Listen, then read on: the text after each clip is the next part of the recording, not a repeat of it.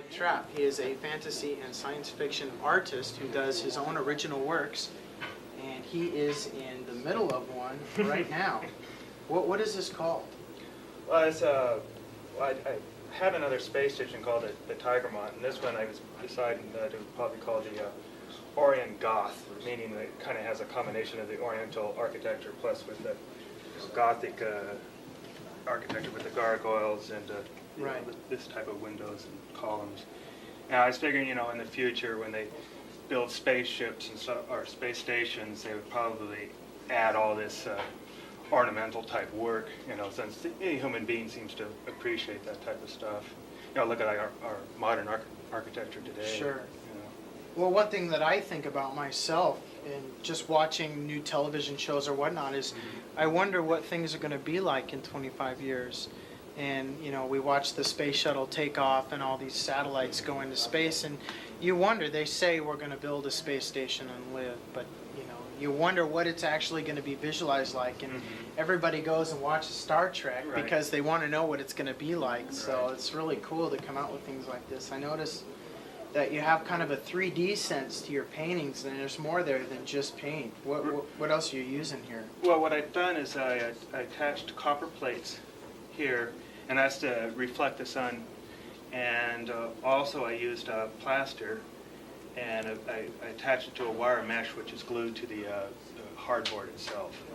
And that way it's quite durable, and it allows the 3D effect because it absorbs light better, being rough, and then of course it contrasts with the very smooth copper, and it fools the eye into think it's three-dimensional. And then I used a metallic acrylic paint here, and that also reflects the light. It seems to work. It's interesting. I see many things that we do today, like a monorail system. Right. Only yours is a suspended monorail, which is interesting. That would probably make my neck hairs curl traveling on something like that. I don't know if I'd actually want to dangle from space in a tram, but yeah, who knows? And then motorcycles in space. That I can just imagine. I'm looking at the bottom here. I guess this is coming from a viewpoint of someone on a motorcycle. Right. The idea is if you sit down, and they're actually my hands. I modeled after my hands onto handlebars there. And the whole idea is, though, where you're at, taking a look. The way I do paintings, I like you're part of it. It's the painting. You're part of the scene. And I decided to go with this concept of the motorbike. I guess Star Wars influenced me quite a bit. Yeah. This is cool.